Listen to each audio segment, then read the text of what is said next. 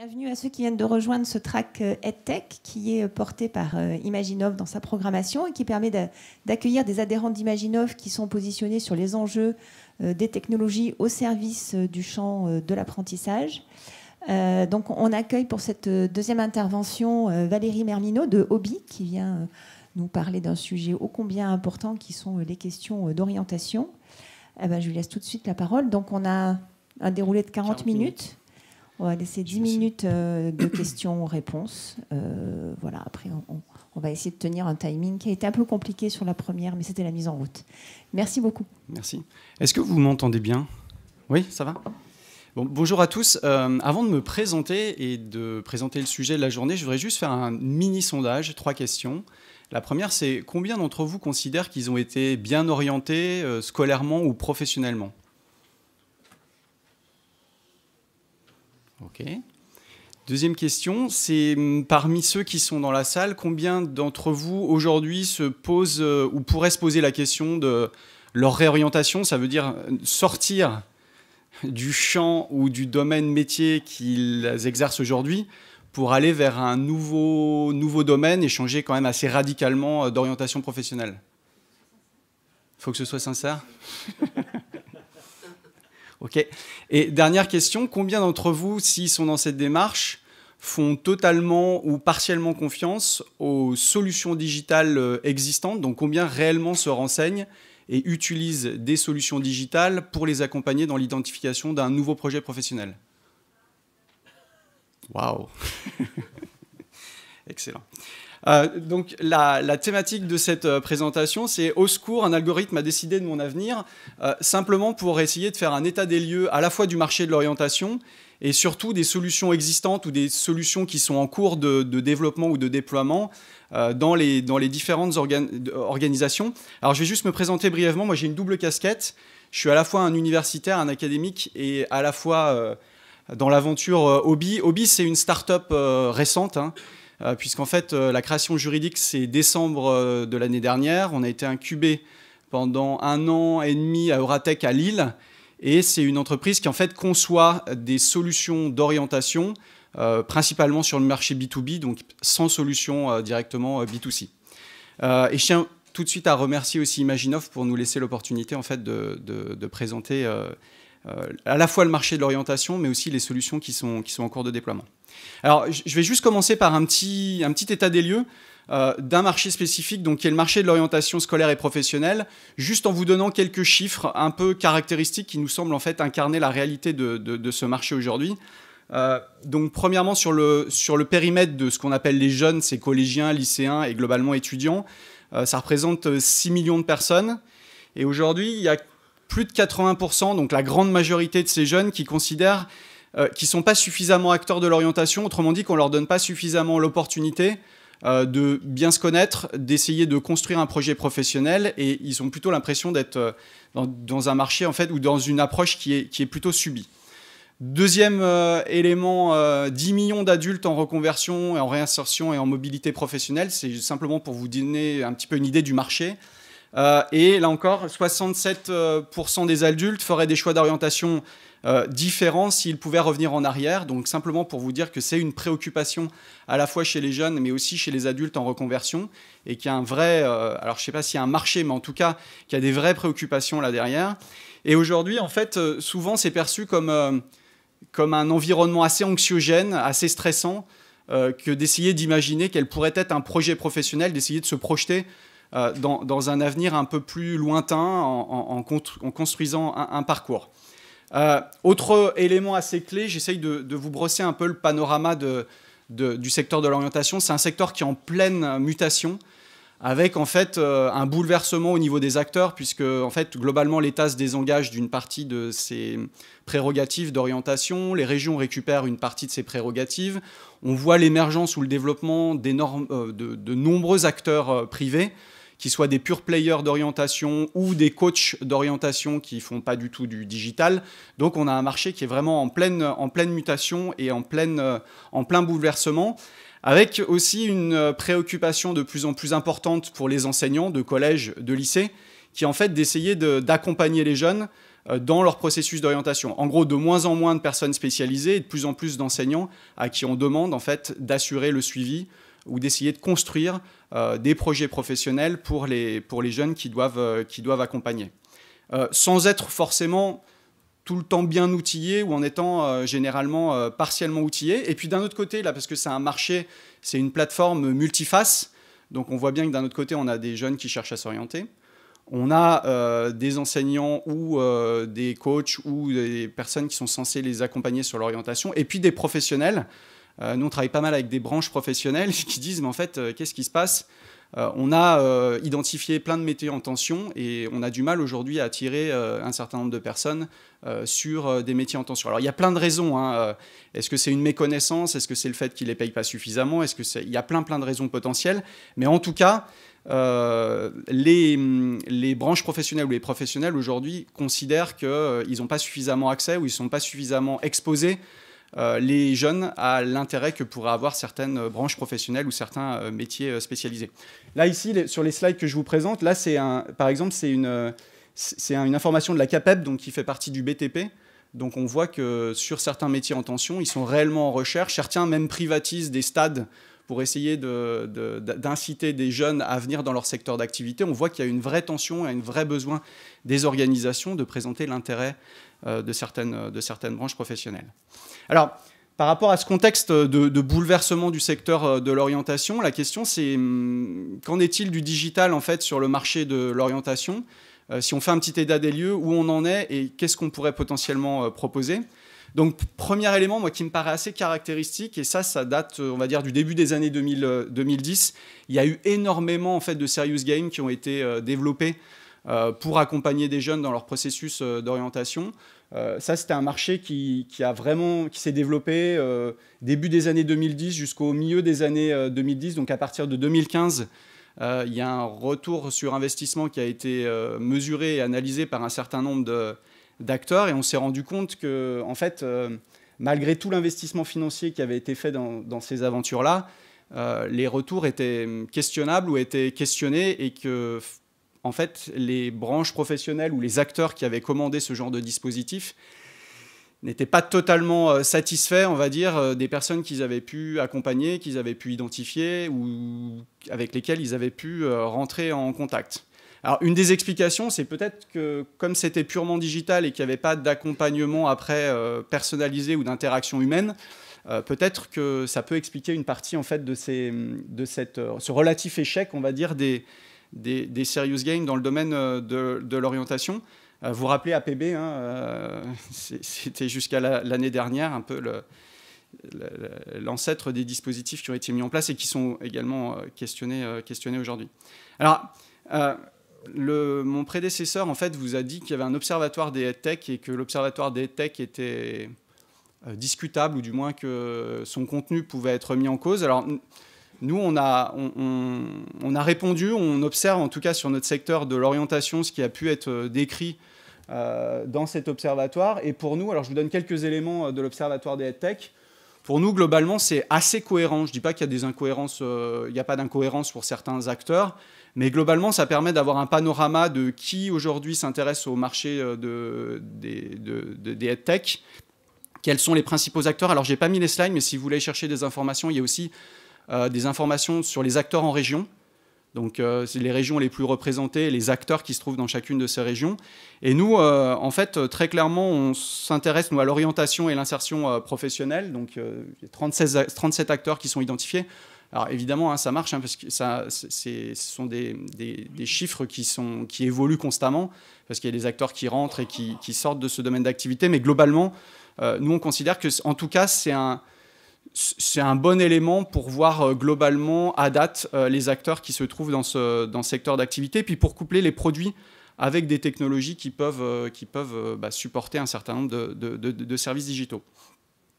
Alors, ce qui est assez amusant aussi, c'est qu'on voit depuis, en essayant de prendre un peu de recul, depuis 1 ou 2 ans, en fait, le grand mantra, mais c'est vrai dans tout le numérique, mais c'est spécialement vrai en ce moment pour l'orientation, c'est l'intelligence artificielle qui est en fait présentée et vendue comme étant l'alpha et l'oméga en fait, de l'orientation et qui va complètement remplacer tous les supports existants, les apports de coaching, etc. Alors, Nous, on considère que l'intelligence artificielle, il faut en faire, mais que en fait, c'est une condition nécessaire, mais non suffisante pour pouvoir en fait accompagner correctement des jeunes ou des personnes en réinsertion. Alors, je vous ai montré quelques exemples de ce que font des acteurs qui sont des concurrents d'ailleurs d'Obi.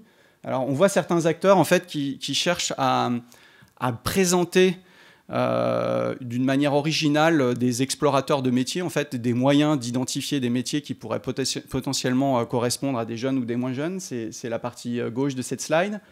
On voit sur la droite en fait, des acteurs qui s'intéressent en fait, à la mise en relation en fait, entre des jeunes et des professionnels en activité ou des jeunes en formation. Donc plutôt un aspect réseau social. On a d'autres acteurs qui aujourd'hui essayent de développer, en fait, on pourrait appeler ça des Tinder de métier. L'idée, c'est en fait de permettre à un jeune ou à un moins jeune assez rapidement de liker ou disliker des métiers ou des photos qui représentent, à partir de photolangage, des métiers qui pourraient potentiellement être pertinents. Donc ça existe, hein, c'est des choses qui sont...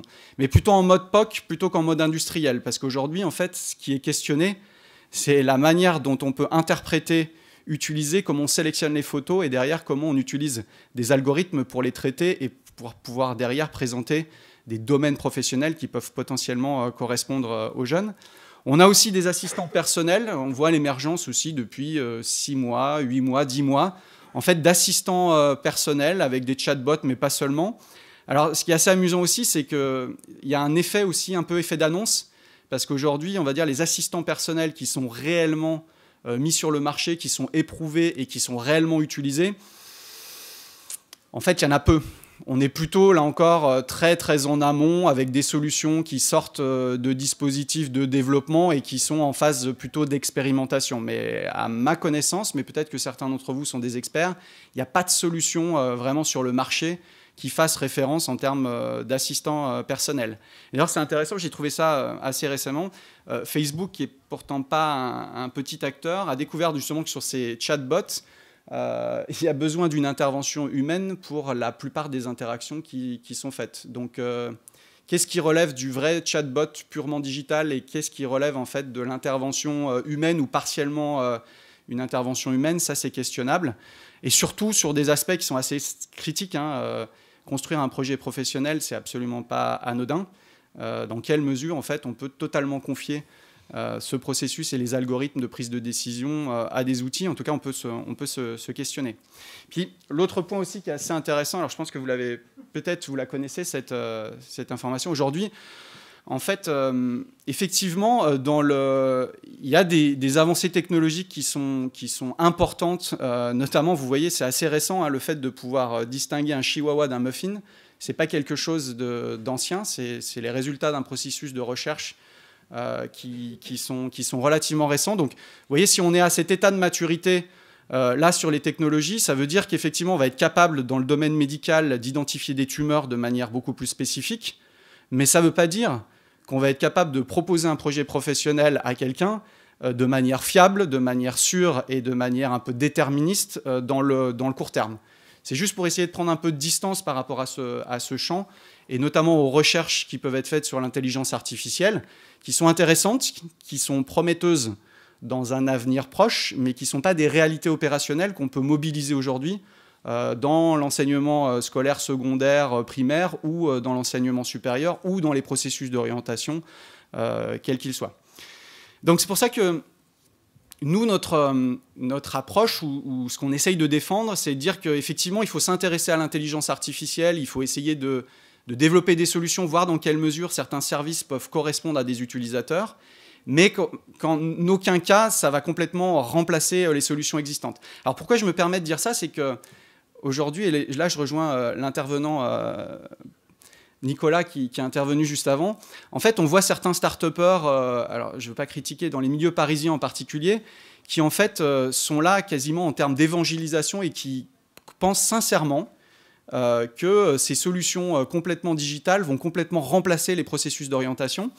Alors, il se trouve que nous, on est un peu plus grisonnant, puisque la moyenne d'âge dans notre équipe, elle est plus au-dessus de 40 ans qu'autour de 20-25 ans. Et on est tous soit enseignants-chercheurs, soit on a exercé des postes dans l'environnement, enfin de l'enseignement supérieur. Nous, on pense que c'est un peu plus compliqué que ça et qu'il va falloir trouver un équilibre parce que le marché ne va pas non plus se disrupter aussi rapidement que certaines personnes veulent bien le croire. Et puis après, il y a aussi la propension à payer parce qu'on est dans un secteur d'activité aussi qui est aujourd'hui très public, très dans un mode gratuit, et il n'est pas évident qu'en fait tous les acteurs puissent évidemment avoir prouvé à l'ensemble des acteurs potentiels ou des acheteurs potentiels l'intérêt de ces solutions. Donc nous, je vais simplement faire quelques suggestions par rapport à l'approche qu'on pourrait avoir dans l'orientation. N'hésitez pas à intervenir ou à m'arrêter si vous considérez que ce qui est proposé n'est pas forcément pertinent. Mais nous, ce qu'on voit en travaillant avec beaucoup de missions locales, avec beaucoup de personnes en réinsertion, c'est qu'en fait, le plus difficile, c'est comment susciter l'intérêt. Ça paraît tout bête, hein, mais en fait, avant qu'un jeune aille sur un chatbot, avant qu'un jeune aille sur un Tinder des métiers, avant qu'un jeune utilise en fait une plateforme de mise en relation, il faut qu'il voit l'intérêt de se poser la question de son orientation professionnelle. Et ce n'est pas forcément évident quand on a 13, 14, 15, 16 ans ou qu'on a eu des difficultés personnelles assez importantes de se poser la question de l'utilisation de ces solutions. Donc nous, on aime bien se poser la question, et c'est pour ça que je vais venir à ça, à des solutions mixtes, donc physiques et digitales. C'est comment on met en condition des jeunes dans un collectif pour qu'il puisse y avoir cette petite graine, cette petite étincelle. En fait, j'ai intérêt à un moment donné à essayer de me poser la question de ce que je pourrais faire plus tard. Et ça, ce n'est pas forcément facile de l'incarner dans des solutions digitales. Deuxième élément qui nous paraît important, c'est essayer pour quelqu'un qui est en processus d'orientation de prendre de la distance par rapport à ce qu'il est en train de vivre. Ça peut être un collégien, un lycéen ou quelqu'un qui est en réinsertion. Et en fait, pourquoi je dis ça, c'est qu'il y a probablement des solutions, et je viendrai sur ces solutions ensuite, qui permettent en fait d'essayer de mieux se connaître, de prendre du recul et de se poser des questions sur en fait, qui je suis réellement, quelles sont mes compétences, quelles sont mes appétences, et de quelle manière potentiellement je pourrais trouver ma place dans un environnement complexe et dans un environnement en fait, qui est mouvant. Ça, c'est le deuxième principe. Troisième principe, et je pense que vous l'avez tous vécu d'une manière ou d'une autre, c'est assez caractéristique, c'est que souvent l'orientation, elle est soit subie, soit repoussée à plus tard.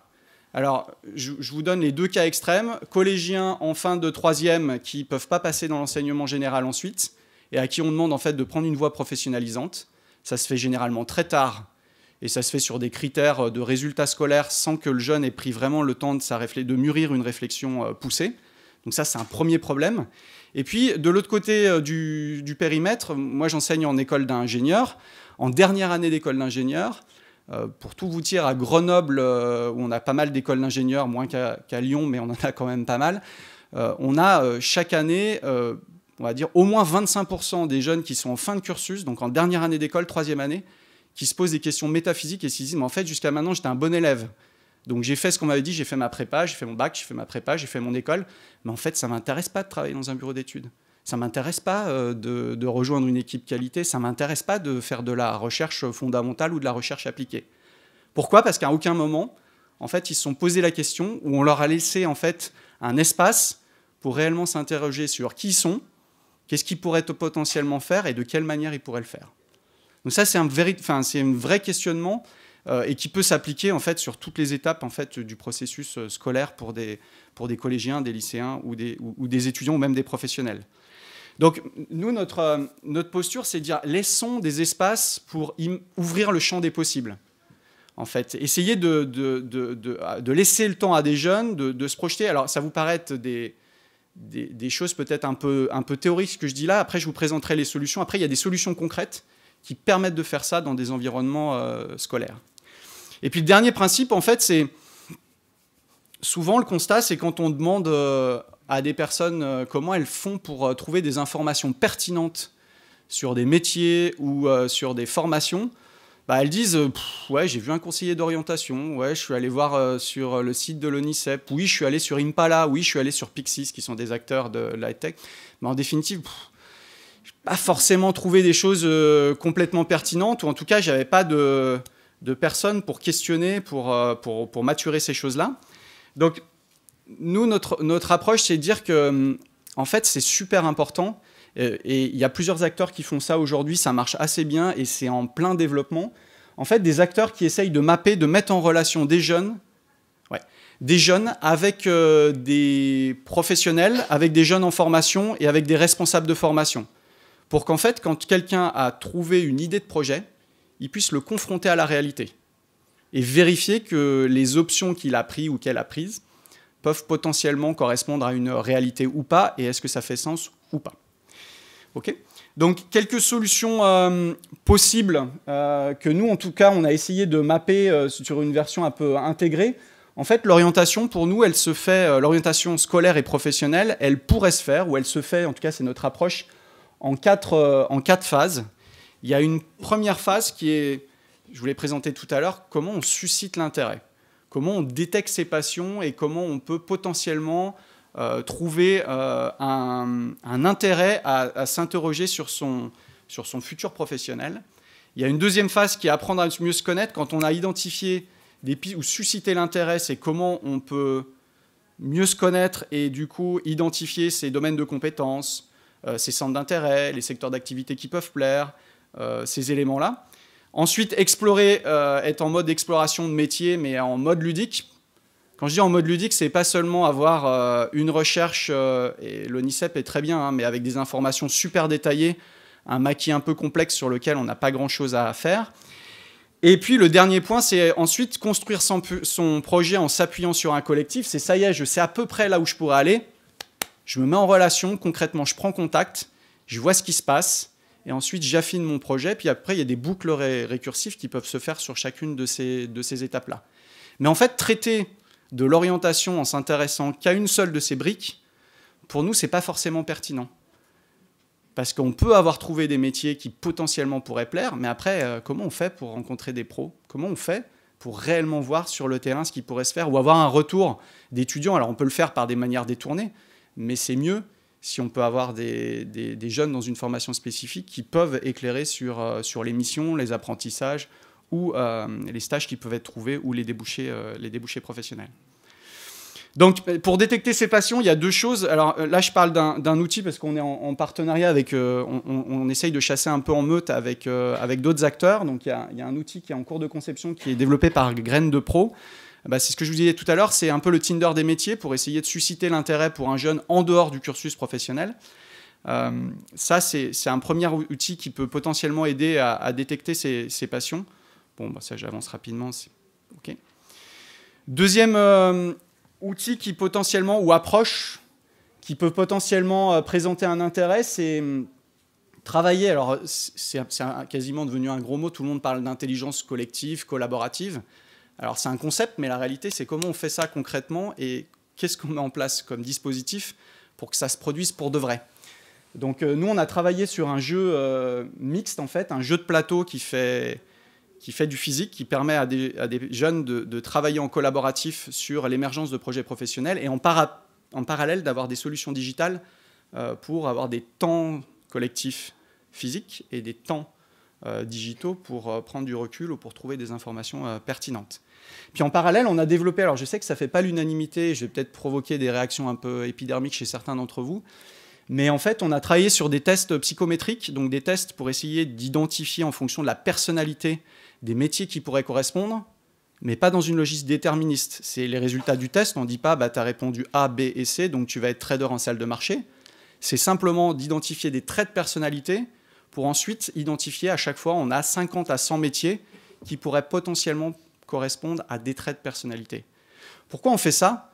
Parce qu'il y a un certain nombre de jeunes qui sont totalement perdus, qui ont vraiment du mal à se connaître, qui ne savent pas du tout où ils pourraient potentiellement aller. Et ça fait partie des solutions qui permettent au moins d'initier ou d'essayer d'initier le début d'un projet professionnel.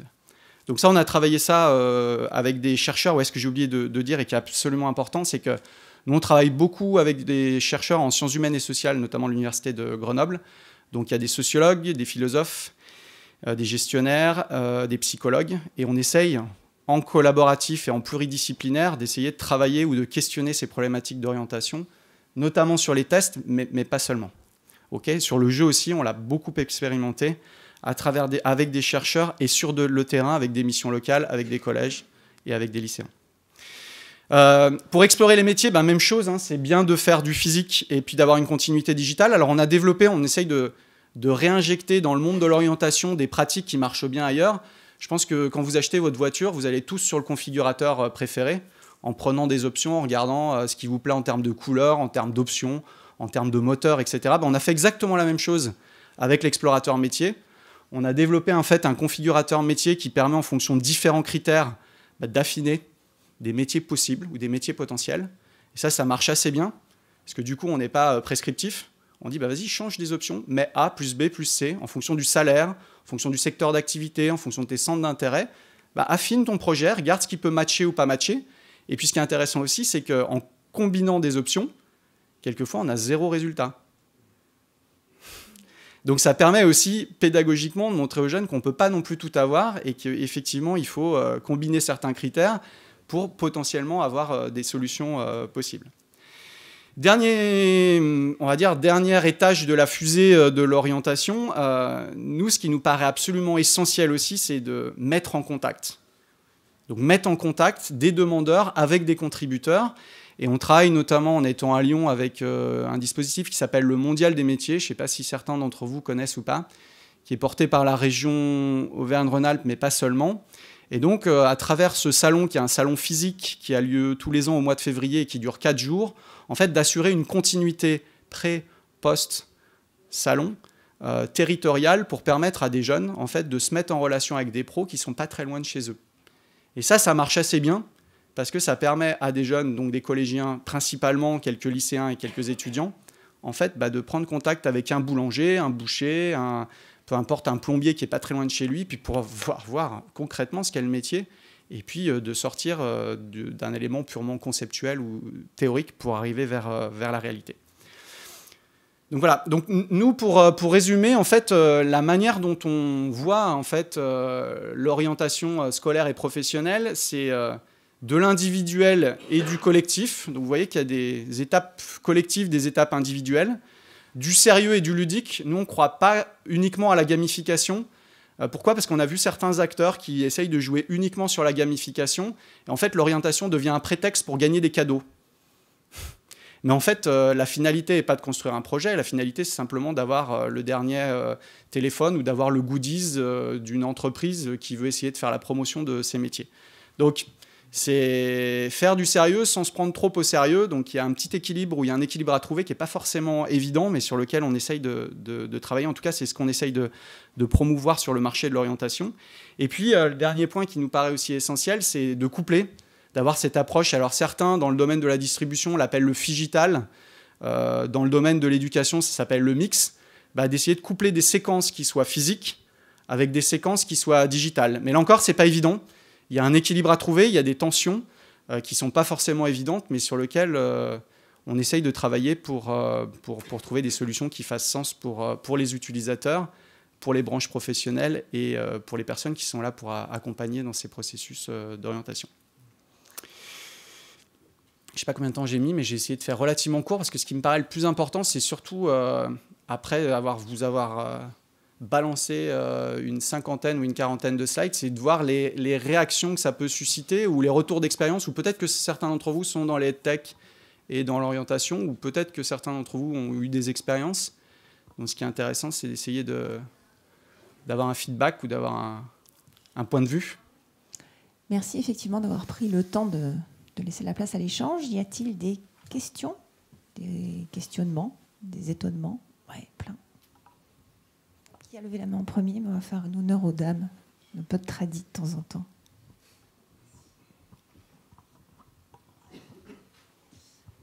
Merci pour la présentation. Moi, j'avais... vraiment, c'est plus de l'intuition en rapport avec mon expérience personnelle. C'est que quand on est jeune, on a tendance à avoir envie de faire les métiers qu'on côtoie. Et donc par là, on a plein de jeunes qui ont envie d'être profs parce qu'ils ont été dans le milieu scolaire pendant longtemps, ou journalistes parce que c'est très médiatisé, ou peu importe.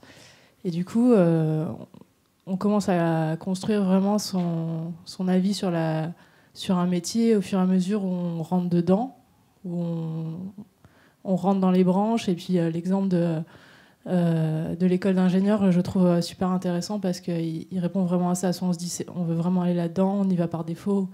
Et du coup, comment, à travers votre solution, vous répondez à ça, c'est-à-dire avoir suffisamment de tissus de métier pour se rendre compte ou... Alors, nous, directement, on offre l'opportunité à travers nos solutions d'être le catalyseur de la construction de projets professionnels. Je vais reformuler ce que je suis en train de dire là. C'est qu'à travers les différentes solutions, le jeu, les solutions de mise en relation, en amont, le Tinder des métiers, on offre juste l'opportunité en fait, à des enseignants, à des missions locales ou à différents dispositifs en fait, de se poser la question de l'orientation, de se projeter et pas d'uniquement subir au dernier moment, parce que nous, on a fait beaucoup ça dans les collèges. Tu n'as pas le niveau pour passer après, il faut que tu choisisses une... Et ils le font au dernier moment, généralement sans l'avis des parents. Enfin, c'est des processus qui sont quelquefois un peu, enfin, très déstabilisants pour les jeunes. C'est en amont, en 4e, même on pourrait le faire à partir de la 6e ou de la 5e, de susciter des temps pour réfléchir à un projet professionnel qui se construit et qui se mature dans le temps. Attention, nous, on ne dit pas, vous l'avez utilisé une fois, vous avez la solution, ça y est, on ne revient pas dessus. Il y a des boucles, c'est en 4e, 3e, on suscite l'intérêt, on crée un peu de sens, on suscite une appétence, puis après, progressivement, on affine, on revient, on re-questionne, et le processus d'orientation se fait dans un temps long. Ce qu'on dit juste, c'est qu'aujourd'hui, il y a très peu d'espace ou très peu de solutions dans l'environnement scolaire qui proposent en fait, de prendre ce recul-là. Alors, ça va changer, puisqu'à partir de septembre prochain, en fait, les profs de collège doivent accompagner, ils ont des heures pour accompagner sur l'orientation. La question, c'est quels dispositifs, quels outils ils vont utiliser. Donc, il y a des outils de l'ONICEP qui marchent, mais ils ne couvrent pas tout le périmètre. Et puis, il y a plein d'outils qui viennent aussi de structures émergentes comme des startups, qui vont potentiellement pouvoir être utilisés ou pas par certains organismes. Aujourd'hui, pour vous dire aussi ce qui se passe, même si ce n'est pas très politiquement correct ce que je vais dire là, il y a beaucoup de collèges, lycées privés sous contrat avec l'État qui sont en train d'avancer très rapidement sur ces sujets-là et qui contractualisent dans les partenariats publics-privés avec des startups. Et dans le domaine public, c'est plus compliqué parce qu'il y a des positions idéologiques qui sont assez importantes. Et là, le processus est un peu plus complexe. Il y a des billards à plusieurs bandes qu'il faut savoir bien gérer. Mais en tout cas, ça ne se fait pas, nous, les outils digitaux, oui, mais pas que.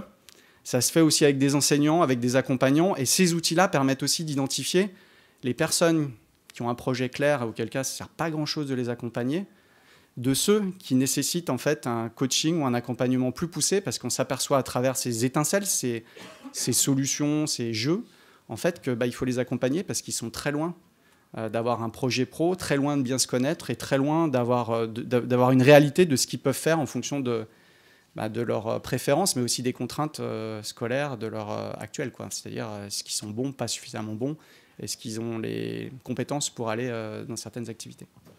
Je ne sais pas si j'ai répondu à votre question. Ouais.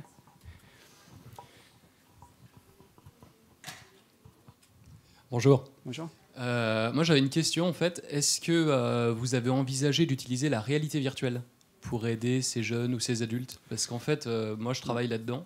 Et on voit qu'avec les entreprises, en fait, les gens sont vraiment très immergés dedans. Ouais. Et quand ils ont des messages à faire passer, le message est très fort grâce à ces technologies. Alors, il y a des solutions effectivement qui existent. Alors là, c'est plutôt une approche chez les branches professionnelles. Si je vois, nous, on participe à plusieurs salons à Lille, à Paris. Et si je prends l'exemple du Mondial des métiers qui concerne directement l'environnement, on va dire, lyonnais, effectivement, certaines branches proposent des séquences de réalité virtuelle pour pouvoir être immergé, être en situation de découvrir certains métiers. C'est des choses qui peuvent marcher. Mais vous voyez, c'est une brique dans le dispositif. Et c'est la combinaison des briques qui fait que potentiellement, ça fait sens. Mais oui, très clairement, ça peut être... mais il ne faut pas remplacer. Si vous voulez, le risque et la tentation, c'est qu'il y a des retours de balancier. C'est à un moment donné, on va tout mettre sur la réalité virtuelle, ou tout mettre sur l'IA, ou tout mettre sur autre chose. Nous, ce qu'on dit, c'est, OK, on essaye de trouver un équilibre. Et on teste, on expérimente, on utilise ces solutions-là. Mais à ma connaissance, les solutions de réalité virtuelle sont aujourd'hui assez peu utilisées, en tout cas dans l'environnement collège, lycée, dans lesquels on a pu intervenir. Et une autre question aussi, un autre point qui est assez essentiel sur l'enseignement supérieur.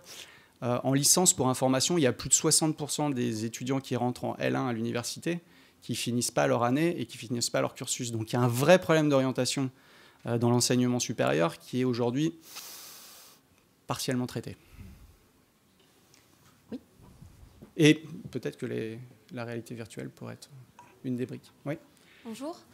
Moi, j'ai une question. Ça serait plutôt comment est-ce que vous alimentez votre base de données sur les métiers, Ouais, sachant qu'on est dans le monde du digital. Il y a énormément de métiers qui sont nouveaux, qui sont pas du tout... dont même moi, il y a 6 mois, j'en avais pas du tout entendu parler, et qui pourraient correspondent totalement à des jeunes ou des personnes qui sont en reconversion. Très bonne question. Le référentiel métier, il se fait en fonction des partenaires qui utilisent la solution. Je vous donne un exemple concret. Là, je reste encore sur le mondial des métiers. Le mondial des métiers, chacune des branches professionnelles représentées, donc vous avez l'armée, vous avez la chimie, vous avez le BTP, vous avez l'UIMM, vous avez le numérique, vous avez tout, enfin, nombreux secteurs d'activité. Chacun, en fait, remonte une trentaine de métiers qu'ils considèrent en tension. Donc en tension, c'est parce qu'ils n'ont pas suffisamment de personnes aujourd'hui, mais aussi parce qu'ils voient que ce sont des métiers émergents sur lesquels en fait, ils voudraient inciter des jeunes à rentrer en formation, puisqu'on est dans un horizon quand même un peu long. Donc c'est à travers les branches professionnelles, c'est à travers les professionnels en fait, qu'on identifie les métiers qui vont bien. Mais on part, nous, au départ, et on a un partenariat avec l'ONICEP, on part de l'open data de l'ONICEP en ayant une bonne couverture des métiers existants, mais ce n'est pas suffisant. Derrière, on rajoute d'autres métiers.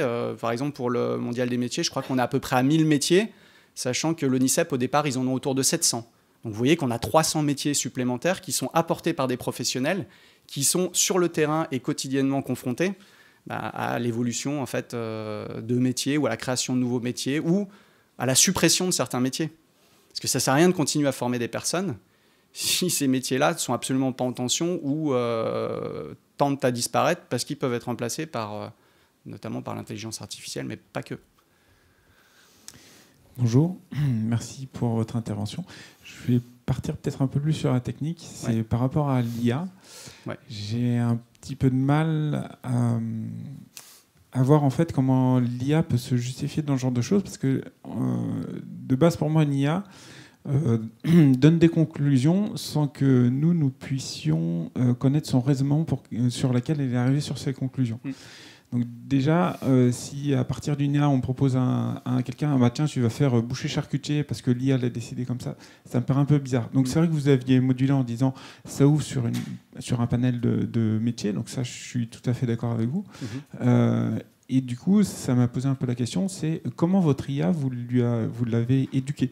Parce que autant pour reconnaître un chihuahua d'un muffin, ça peut se faire assez simplement, on peut le catégoriser assez simplement.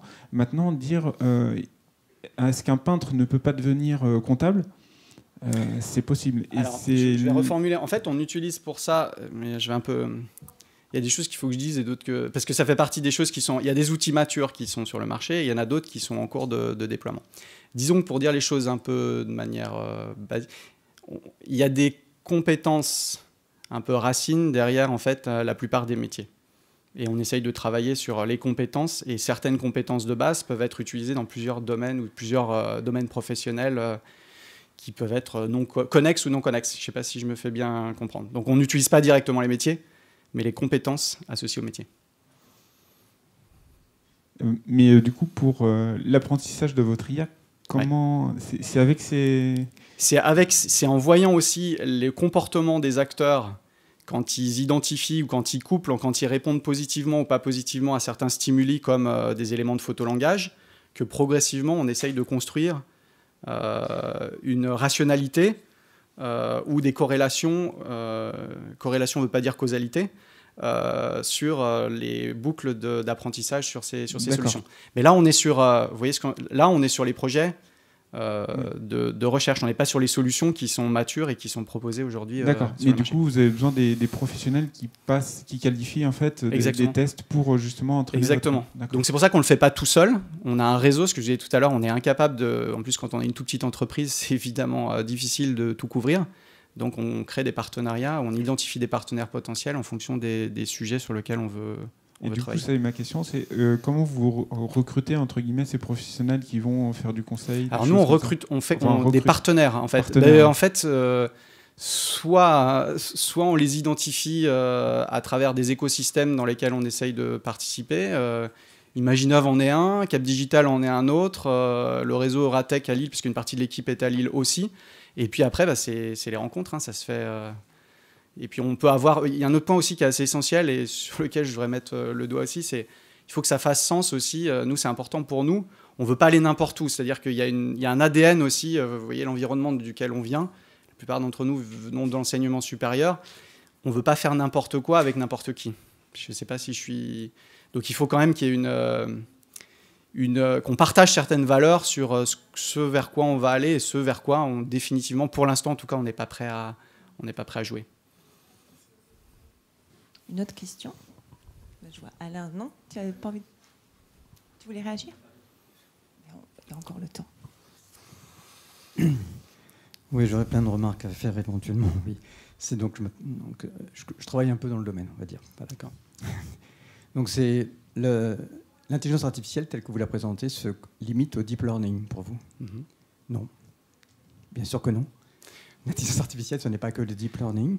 Et dans votre cas, vous avez des données qui ne sont pas des données, mais qui sont des connaissances. C'est-à-dire, c'est quoi la différence? Une connaissance, c'est une donnée avec son mode d'emploi. Est-ce que dans un système d'orientation, je peux demander au système, mais pourquoi tu me dis ça? Ça, ce serait un système intelligent qui permettrait à quelqu'un de comprendre la nature des connaissances qui sont dans le système. Alors, si les connaissances sont dans un algorithme bien câblé, il ne pourra pas répondre facilement. Si vous mettez ces connaissances à côté, dans un système de règles, dans un système d'ontologique, ou dans un système de sémantique, ce type-là, alors il y a une possibilité éventuellement de retracer pour l'utilisateur le chemin qui a été fait dedans et d'identifier la nature de la recommandation. Parce que la recommandation, elle peut de deux natures. Soit on oriente parce que je suis comme le policier qui dit c'est par là qu'il faut aller. Soit c'est moi qui m'oriente. Mais pour que je puisse m'orienter, moi, il faut que je comprenne comment est le monde et comment le découvrir. Donc qui représente le monde dans ces systèmes? Alors, ce qui représente le monde dans ces systèmes, c'est en fait aujourd'hui, on essaye de s'appuyer, je vous dis, sur des référents, sur des référents métiers. Donc il y a bien ces doubles préoccupations qui est à la fois le machine learning dont vous avez parlé tout à l'heure et aussi l'identification de... Nous, nos data scientists, si vous voulez, quelque part, c'est à la fois des personnes qui connaissent les algorithmes, mais aussi qui sont alimentées, qui doivent avoir une double casquette et qui connaissent bien les secteurs d'activité existants ou les secteurs d'activité émergents. Donc, c'est relativement... si vous voulez, sans rentrer dans le détail de ce qu'on est en train d'essayer de faire, c'est d'essayer effectivement d'impliquer des acteurs professionnels qui sont crédibles et qui ne sont pas à l'intérieur de l'équipe restreinte OBI pour pouvoir en fait construire du sens à partir des données et essayer de faire progresser nos algorithmes et le cheminement dans l'usage de certaines solutions. Et la data, effectivement, est absolument essentielle. Et la data, on l'obtient notamment à travers les solutions de mise en relation et à travers en fait toutes les données qu'on peut collecter à travers les jeux de plateau et la continuité digitale associée. Pas la data, la connaissance. La data, on peut l'obtenir en collectant. La connaissance, vous faites le mode d'emploi, que signifient ces données? J'essayais de répondre... Enfin... Non, je n'ai pas compris. Qui c'est qui met les règles dans le système? Les règles qui sont mises dans le système, elles sont faites en fait à partir de l'analyse ou de la contribution de professionnels en activité qui nous disent si ça fait sens ou pas les corrélations observées sur un certain nombre de comportements de jeunes quand ils jouent, quand ils utilisent en fait nos solutions. Donc c'est le point de vue du professionnel. Oui. C'est-à-dire que le professionnel dit il faut vous orienter vers chez moi parce que j'ai des questions. La question de celui qui se forme est de dire comment je m'oriente dans la vie. Et comment, parce que le monde va se modifier très vite. Vous remarquez. Ce qui fait que ces professionnels, demain matin, de mêmes connaissances qui ont été mises dans votre système, seront obsolètes. Donc du coup, il faut qu'elles puissent être, comment dire, elles-mêmes sujettes à des modifications qui peuvent être données peut-être par celui qui apprend, dit non, mais moi, c'est pas ça que ma question. Ma question, c'est un endroit où je pourrais être créatif. On peut être créatif dans le métier. Exactement. Comment voulez-vous que les professionnels, en moins qu'ils soient très forts, qu'ils soient gestion cognitive, qu'ils soient à la place des enfants de 13 ans, on va orienter les enfants de 13 ans, c'est bizarre. Parce que quand on oriente, ça veut dire qu'on limite les choix à chaque fois. Alors qu'il faudrait ouvrir ces choix. En fait, il y a la théorie et la réalité. En fait, dans la réalité, nous, ce qu'on observe sur le terrain, c'est que il y a des moments d'orientation subis. J'ai essayé de les... Enfin, oui, on ouvre le champ des possibles, mais malheureusement, en fait, il y a des jalons dans des parcours, et ces jalons-là, en fait, ils sont aujourd'hui assez restrictifs. C'est oui, non, et ils sont souvent subis. Donc oui, si la question, c'est aujourd'hui, est-ce qu'on est en processus où on se pose des questions. Aujourd'hui, ce qu'on se dit, c'est que quelque part, les professionnels ont quelque chose à dire ou quelque chose à faire pour essayer, en fait, d'anticiper au moins à court ou à moyen terme, en fait, ce que pourraient être les métiers émergents sur le marché, ce qu'on essaye de faire. Mais est-ce que le processus est subi ou choisi? Oui, ouvrir le champ des possibles, c'est ce qu'on essaye de faire en se posant des questions. Mais la réalité, vous l'observerez comme moi, sur le terrain concret de ce qui se passe dans les établissements, c'est pas tout à fait ça aujourd'hui. Donc les choses se font progressivement. Et en fait, pour pouvoir imposer, et on n'impose pas d'ailleurs, pour pouvoir proposer ce genre de solution à l'éducation nationale, il faut être suffisamment, on va dire, robuste et avoir une forme de légitimité par rapport aux personnes qui sont censées contribuer, qui sont censées apporter de l'information relativement fiable ou qui est plus difficilement questionnable. Je ne sais pas si je me fais bien comprendre. Après, on peut discuter de ça. Nous, c'est notre approche. Y a-t-il une question supplémentaire? Ouais. Bonjour, merci pour la conférence. Je voulais savoir si aujourd'hui, concrètement, vous aviez déjà des solutions qui sont utilisables sur le marché ou... Oui, alors les solutions utilisables, je vous rappelle, enfin, peut-être pas, tac, je reviens là-dessus. Nous, sur le process ici, en fait, ce qui est utilisable et pas utilisable, là, en amont, on est en train de faire de la recherche, du développement, des POC, de l'expérimentation. On se cherche un peu, on progresse, on outille, mais on n'est pas encore bien de ce qu'on est en train de faire. Et à partir de là, en fait, du milieu de cette phase-là, ça, on a des solutions concrètes qui sont aujourd'hui utilisées par des collèges, par des lycées, par des missions locales, par des différentes structures, des entreprises aussi de services civiques. Enfin, bon, il y a une diversité des... Ça, c'est outillé, et ça, c'est utilisé. Je vous dis, ça existe, c'est déployé. Après, ça nécessite en fait une contribution assez forte. Il faut être dans un écosystème qui soit prêt à assez rapidement mettre pas mal de contributeurs pour que le système prenne. Mais ça existe, c'est des solutions qui sont matures, qui sont sur le marché, qui existent, et qui sont vendues en tant que telles. En amont ici, je vous dis, pour l'instant, on est plutôt sur l'expérimentation, on cherche, on a des partenaires, on joue, on essaye d'explorer et de fiabiliser ces approches. En fait, je voudrais préciser un peu ma question. C'est les solutions en B2B là, dont vous parlez. Que du B2B. Il n'y a aucune solution en B2C aujourd'hui. Aujourd'hui, on fait... Enfin, je ne dis pas qu'il y a... Pour la société que je représente, non. Mais est-ce qu'il y a des acteurs qui font du B2C? Oui. Et il y en a beaucoup aujourd'hui. Okay.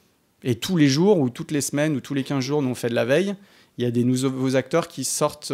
Mais faites attention, parce qu'on est en France. La propension à payer en B2C, nous on l'a testé. Testez-la.